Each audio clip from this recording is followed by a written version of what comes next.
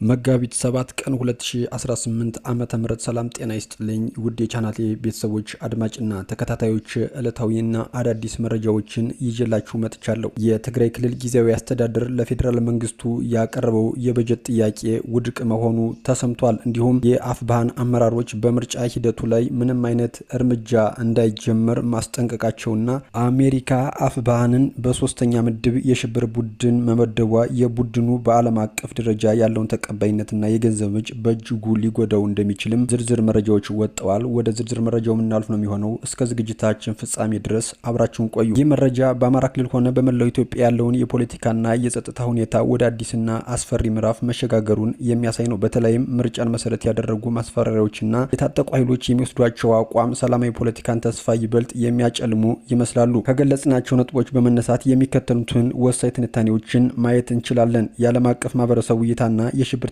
ስያሜ አሜሪካ አፍባሃንን በሶስተኛ ምድብ ሽብር ቡድን መመደቧ ቡድኑ በዓለም አቀፍ ደረጃ ያለውን ተቀባይነትና የገንዘብ ምንጭ በእጅጉ ሊዘጋው እንደሚችልና እንዲህ አይነት ስያሜዎች ብዙውን ጊዜ የሚሰጡት በሲቪል ሰዎች ላይ ጥቃት ለሚያደርሱ ወይም በዲሞክራሲያዊ ሂደቶች ላይ እንቅፋት ለሚሆኑ አካላት በመሆኑ የአሁኑ የረሽን አለው ዛቻ ይህንኑ ስያሜ የሚያጠናክር ሊሆን እንደሚችልም ተገምቷል። በፖለቲካ ፓርቲዎች ላይ የተደቀነው አደጋ እንደ ኢህአፓና ኢፌኮ በአቶ ጀዋር መሐመድ የሚመራ ያሉ ፓርቲዎች በምርጫው ለመሳተፍ በመወሰናቸው በሰላማዊ መንገድ ለውጥ ለማምጣት ያላቸውን ፍላጎትም እያሳየ ሆኖ ተገኝቷል። የእጩዎች ደህንነት በክልሉ የሚንቀሳቀሱ የፓርቲ አባላትና እጩዎቹ ለከፍተኛ የግድያና የእገታ አደጋም ይጋለጣሉ። መራጮች ህዝብ ስጋት ለምርጫ የሚመዘገብ ህዝብ ላይ እርምጃ እወስዳለሁ የሚለው ዛቻ ህዝቡ በነጻነት ድምጹን እንዳይሰጥ የሚያደርግ የሳይኮሎጂ ጦርነት መሆኑም ተዘግቧል። የዲያስፖራው ሚናና ተጠያቂነት የኢንጂነር ይልቃል ጌትነት ንግግር በውጭ ሀገር የሚኖሩ ፖለቲካ አክቲቪስቶች በሀገር ውስጥ ባለው ግጭት ላይ ያላቸውን ተጽዕኖ ያሳያል። ሆኖም ግን አሜሪካ ቡድኑ በሽብርተኝነት ከፈረጀች እንዲህ አይነት መግለጫዎችን የሚሰጡ ግለሰቦች ላይ በዚያው ሀገር ህግ ተጠያቂ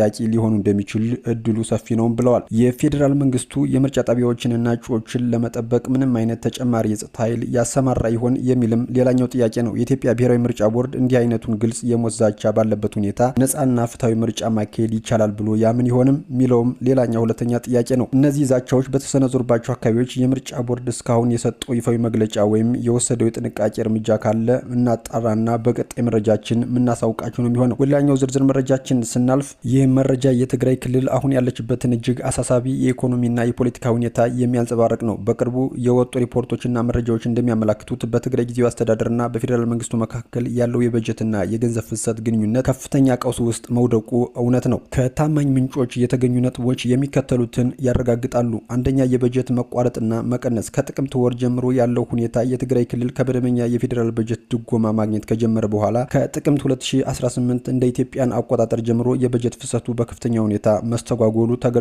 የደሞዝ ክፍያ መዘግየት። የክልሉ ትምህርት ቢሮና ጤና ቢሮ በቅርቡ ባወጣው መግለጫ መምህራንና የመንግስት ሰራተኞች ለወራት ደሞዝ እንዳልተከፈላቸውና ይህ ማህበራዊ አገልግሎትን ለውድቀት እየዳረገ መሆኑንም አስታውቋል። የገንዘብ ካሽና የነዳጅ እጥረት ወደ ክልሉ የሚገባውን ጥሬ ገንዘብና የነዳጅ አቅርቦት እጅግ እንደጎዳውም ተነግሯል። የጊዜያዊ አስተዳደሩ ስልጣን ማብቂያ። የጊዜያዊ አስተዳደሩ የስልጣን ዘመኑ ወደ ማብቃቱ መቃረቡና በክልሉ ውስጥ ባለው የህወሓት ክፍፍል ምክንያት ፌዴራል መንግስት ክልሉን እውቅና ነፍጓል የሚል ትችቶች ከክልሉ ተቃዋሚ ፓርቲዎች እንደ ትግራይ ነጻነት ፓርቲ ጭምር እየተሰሙ ይገኛሉ። የሰላም ስምምነቱ ስጋት። ይህ የበጀት እገዳ በፕሪቶሪያው የሰላም ስምምነት አፈጻጸም ላይ ጥርጣሬ የፈጠረ ሲሆን በሁለቱ ወገኖች መካከል ያለው አለመተማመን ወደ አዲስ የፖለቲካ ቅርቅር እያመራ መሆኑንም ይነገራል። ይህ በሁኔታ በቀጣይ ቀናት የፌዴራል መንግስቱ ይፋዊ ምላሽ እንዲሰጥበት ወይም በሁለቱ ወገኖች መካከል አስቸኳይ ውይይት እንዲደረግ ግፊት እያደረገ ነው። በተለይ የሰብአዊ መብት ተሟጋቾችና ዓለም አቀፍ ድርጅቶች በክልሉ ሊከሰት የሚችለውን ረሃብና የጤና ስርዓት መፈራረስ ስጋት እየገለጹም ይገኛሉ። በመጨረሻ ወደምናየው ዝርዝር መረጃችን ስናልፍ በመጪው ምርጫ ዙሪያ ያሉን ከፍተኛ ውጥረት በግልጽ የሚያሳይ ነው። የአማራ ፋኖ ብሔራዊ ቅንጅት አፋን ያወጣው ይህ መግለጫ በትግሉና በፖለቲካዊ ሂደት መካከል ያለውን ስር የሰደደ አለመግባባትም ያመለክታል። ከመግለጫው የምንረዳቸው ዋና ዋና ነጥቦች የሚከተሉት ናቸው። አንደኛ፣ የምርጫው ተቀባይነት ማጣት። ጦርነት ሁኔታ በአማራ ክልልና በሌሎች ሀገሪቱ ክፍሎች ግጭቱ በቀጠለበት ሁኔታ ምርጫ ማካሄድ የማይቻል መሆኑንም ግንጭቱ ገልጿል። የህጋዊነት ጥያቄ። ምርጫው ያገዛዙን እድሜ ለማራዘም የሚደረግ ድራማ ነው በሚልም ፈርጆታል። ራስን ማግለል። የፖለቲካ ፓርቲዎች ከምርጫ ሂደት እንዲወጡም ጥሪ ቀርቧል። ከምርጫው ሂደት ጋር በሚተባበሩ ወይም ከጠላት ጋር በሚሰለፍ አካላት ላይ ወታደራዊ እርምጃ እንደሚወስዱም ተገልጿል። ሁኔታው የምርጫ አስፈጻሚዎችና ተፎካካሪ ፓርቲዎች ላይ ከፍተኛ ስጋት መደቀኑም ተገልጿል። ትግሉ ከመደበኛ ፖለቲካ ውይይት ባለፈ ህዝብን የማዳን ደረጃ ላይ መድረሱንም ቅንጅቱ ያምናል። ህዝቡ ለሚቀጥለው ወሳኝ እርምጃ ዝግጁ እንዲሆን ጥሪ መቅረቡ በክልሉ ያለው ወታደራዊ እንቅስቃሴ ሊያበብሰው እንደሚችልም ይገመታል። አድማጭና ተከታታዮች ለሰዓቱ ይዤላችሁ የመጣው አዳዲስ መረጃ ይመስላል። በሌሎች አዳዲስ ወቅታዊ መረጃዎች መመለስ ነው የሚሆነው። እስከዚያው ግን ላይክ፣ ሼር እያደረጋችሁ ቻናል ሰብስክራይብ እያደረጋችሁ ቤተሰብ እንድትሆኑ ስል በአክብሮት ጠይቃለሁ። እስከዚያው ግን መልካም ጊዜ